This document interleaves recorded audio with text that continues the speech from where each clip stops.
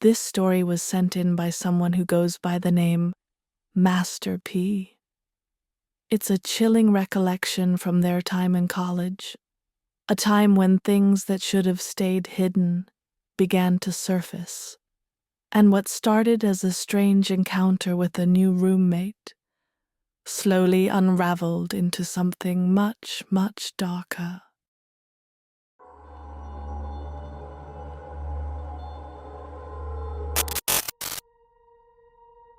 I still remember that feeling vividly, the very first day I set foot on my new campus. My heart was pounding, not just from the nerves of leaving home and everything familiar behind, but also from the overwhelming excitement of starting a brand new chapter in my life. I, Lisa, was finally an official student at my dream university, a milestone that had always felt like a distant, unreachable dream. The campus felt like a whole different world.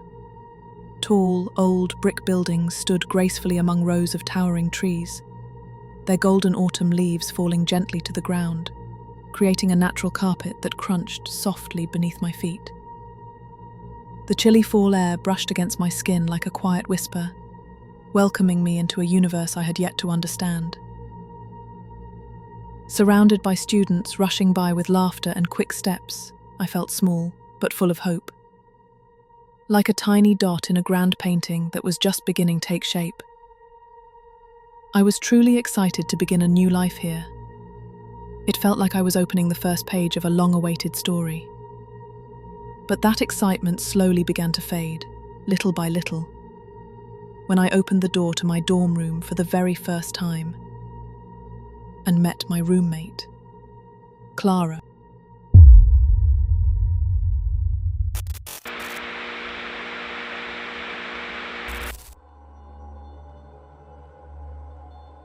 Clara. Even her name sounded different. When I first saw her, I wasn't even sure she was a student or something else entirely. There was something about her aura, something heavy and hard to explain, like the air right before a storm, thick and pressing in silence. She was sitting calmly on her bed, never turning her head as I entered. It was as if my presence didn't matter at all. Her appearance sent a chill down my spine, not because it was loud, but because it wasn't. She always wore dark clothing, long, loose, like a shadowy robe that seemed to swallow the light. Her black hair hung wild and unruly, stiff and tangled, like it hadn't seen a brush in ages. Her skin was so pale, nearly porcelain, and from certain angles, it looked almost bloodless. Her eyes, blank yet probing, never really looked at you, but somehow, they pierced straight into your thoughts.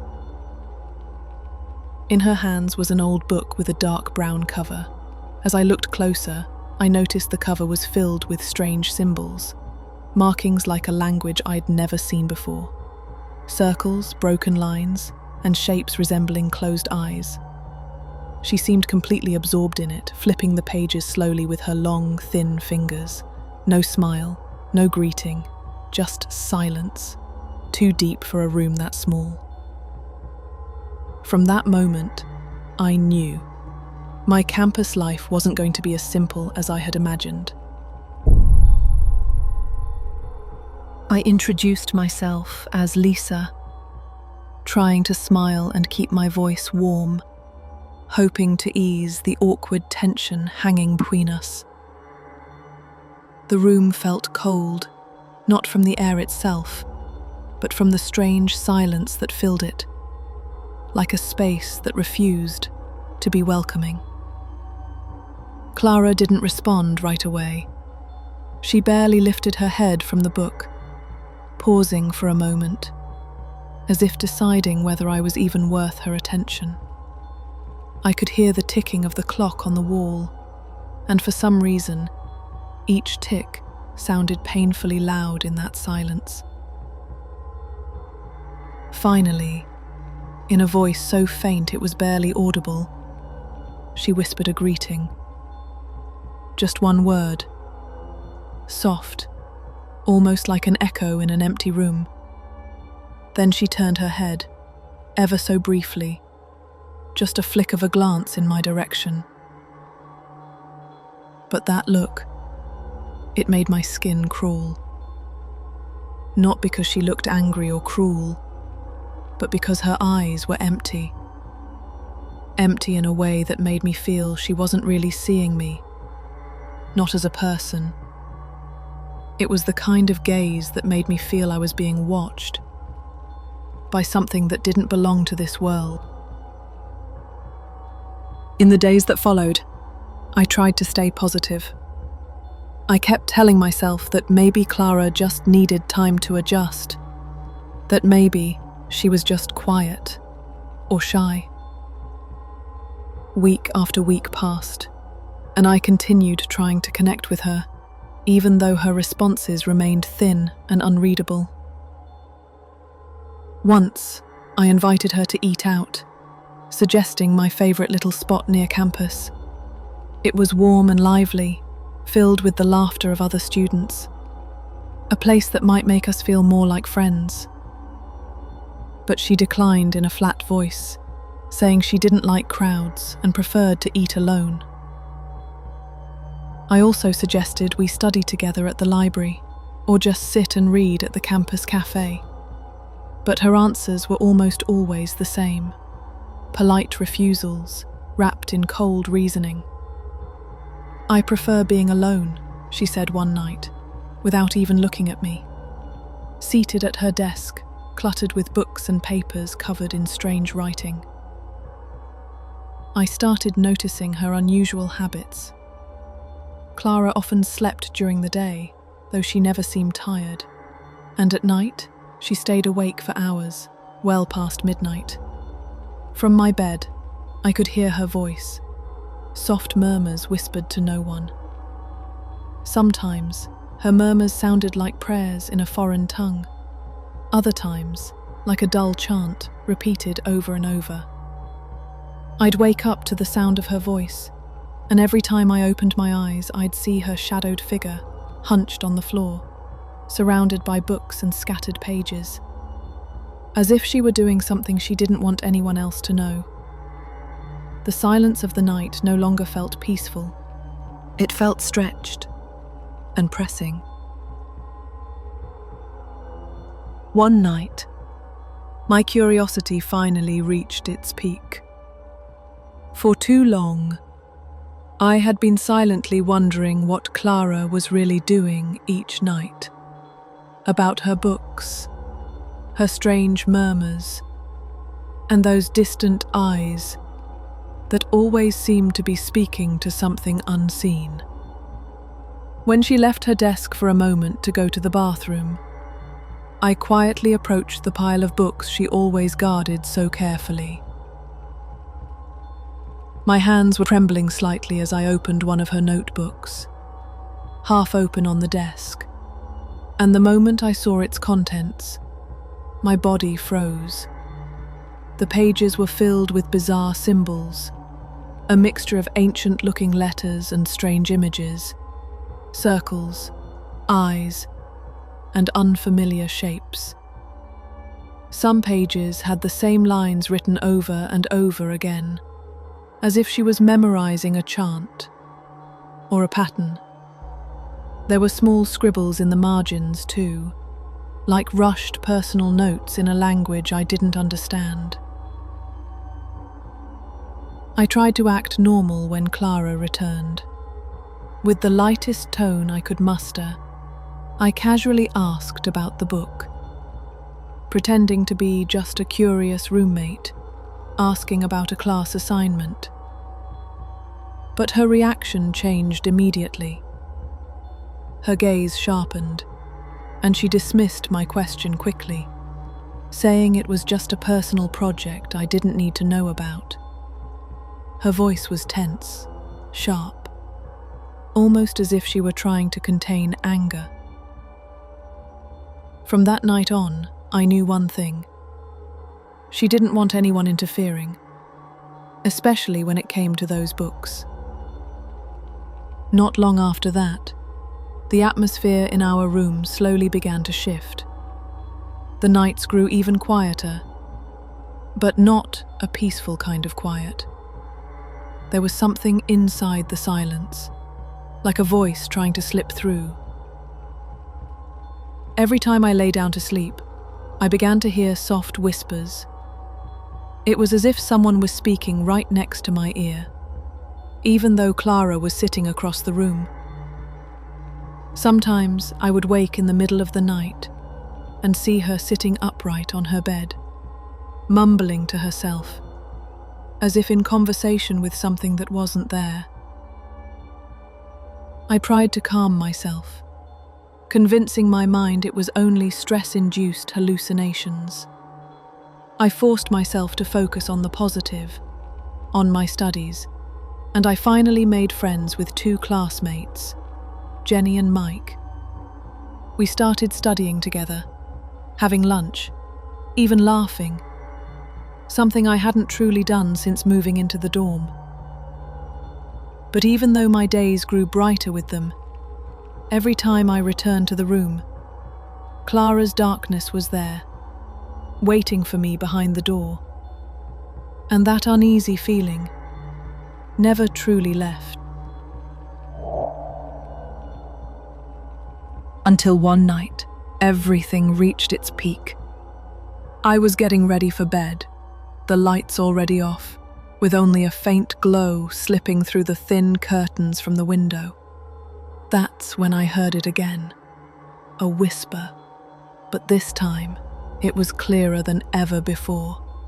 Not just a murmur, this was a low chant, a song in a language I couldn't understand.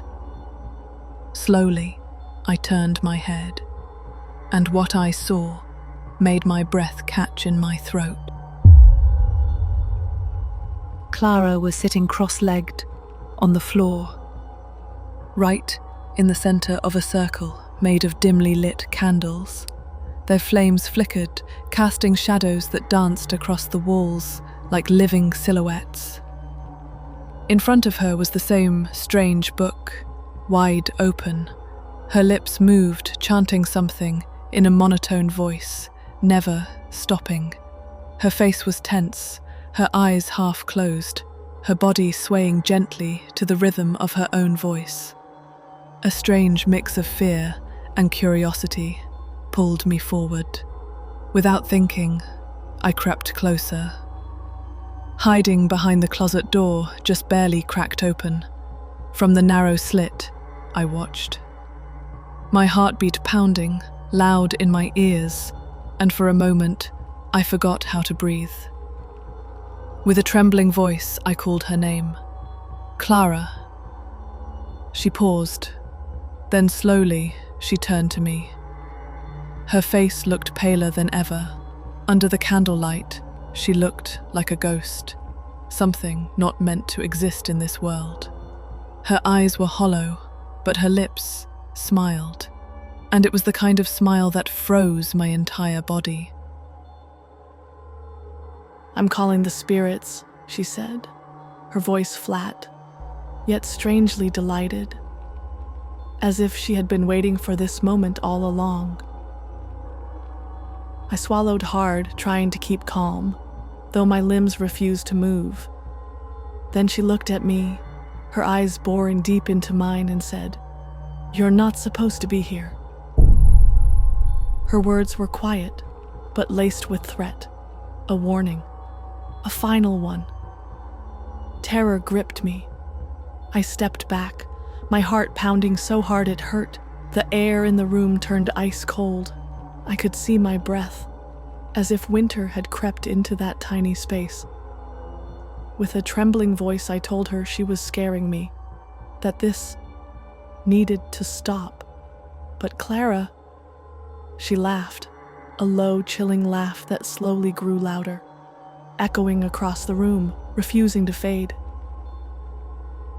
"You don't understand," she said through her laughter.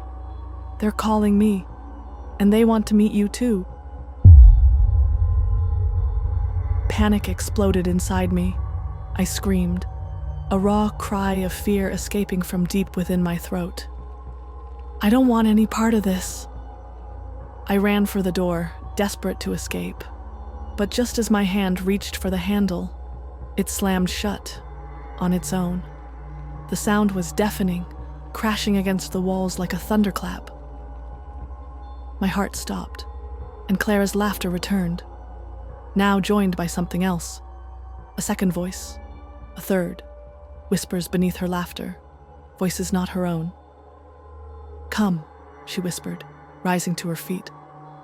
Her eyes glowed with something inhuman. "Stay with us. This is only the beginning."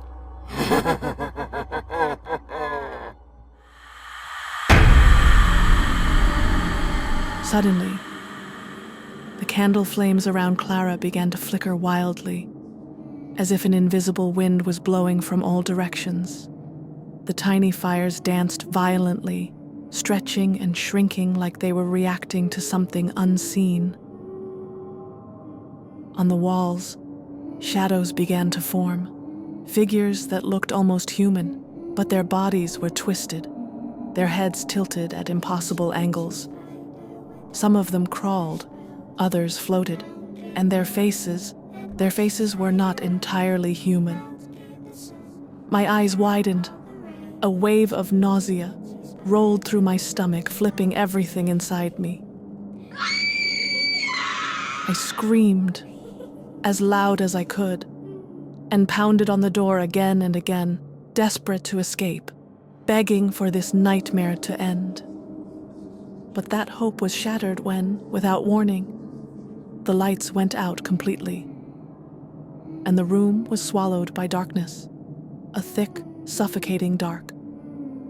In the pitch black, I felt a cold breeze brush against my skin, but this wasn't normal air. This felt alive. It knew I was there. Then came the whispers, not from one direction, but from everywhere. They called my name, softly, in unison, echoing inside my head. My panic twisted into pure terror. Frozen to the bone, I couldn't move. Then, from the darkness, shapes began to emerge.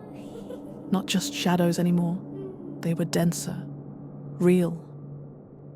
They surrounded me, bodies made of black smoke, moving in ways that defied logic.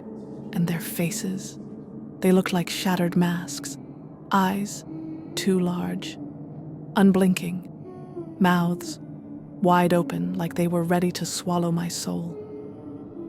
Across the room, I saw Clara, still standing inside the circle of flickering candles. Their flames nearly gone. Her eyes were glowing, not with light from this world, but something dim, unnatural, from beneath. She smiled, a thin, eerie smile that sent shivers up my spine. "Come, Lisa," she said, but the voice wasn't entirely hers. "They want to meet you. They want you to become one of them." I couldn't move. I was frozen in place, paralyzed by fear. Clara began to drift toward me, not walking, gliding, and the figures followed her. Closer, closer. I shut my eyes tightly, praying this was all a nightmare, that it would disappear when I opened them again. But the whispers only grew louder, hissing in my ears. And then, I felt them. Hands, cold, sharp, bony, grabbing my wrists, tugging at me, trying to pull me away. My heart slammed against my ribs, like it wanted to escape my chest. In a last, desperate burst, I screamed from the deepest part of me, "I won't go with you! I don't want this!" And then, like a mirror shattering, everything changed. The hands vanished, the voices dimmed, the shadows retreated, slipping back into the dark corners of the room. One by one, they disappeared. Clara stood frozen, the glow in her eyes fading, her face changing. Her jaw tightened, her expression twisting into rage. She clenched her left hand as if holding something back, something that still wanted to break free. With my body still trembling and adrenaline surging through my veins, I ran straight toward the door. This time, it opened easily, as if it had never been locked. Without looking back, I bolted out of the room and down the dimly lit dormitory hallway. My footsteps echoed against the wooden floor, but beneath the sound of my own steps, I heard another voice. Clara's. Only now it was filled with panic and sorrow. "You can't run, Lisa. You'll come back. They've already marked you." I didn't care. I just wanted to escape that nightmare. My breath was ragged. My chest ached as if stabbed from within, but I kept running, too afraid to glance over my shoulder.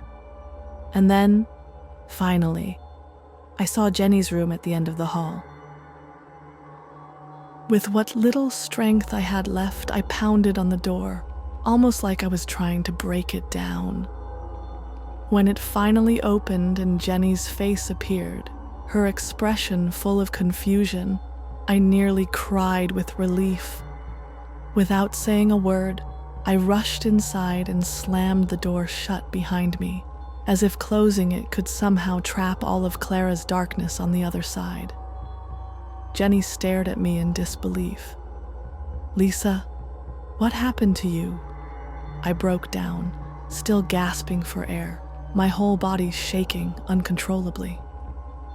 Between sobs, I started to explain everything about Clara, the strange books, the ritual she was performing, and what I had just witnessed in our room. I expected Jenny to laugh or to think I was completely out of my mind. But instead, her expression shifted from confusion to concern. She didn't say much, but when she finally spoke, her voice was low and serious. "You need to be careful. Clara isn't someone you can take lightly." Since that night, I did everything I could to stay away from Clara. I even decided to move into Jenny's room, quietly gathering my things when Clara was out. At first, I felt a little relieved, but it didn't take long for me to realize Clara could still make her presence known, as if the walls between us meant nothing. Books would fall off shelves without warning. The hallway lights would flicker every time I passed her door, like something was watching from behind it. And the whispers, they never stopped. They always came at night, murmuring words I couldn't understand, but enough to make my skin crawl. It felt like I had stepped into a nightmare I couldn't wake up from, even with Jenny and Mike by my side, even when we sat together trying to pretend everything was normal. The tension never really left. Clara had become part of this campus now, and staying away from her felt more impossible with each passing day.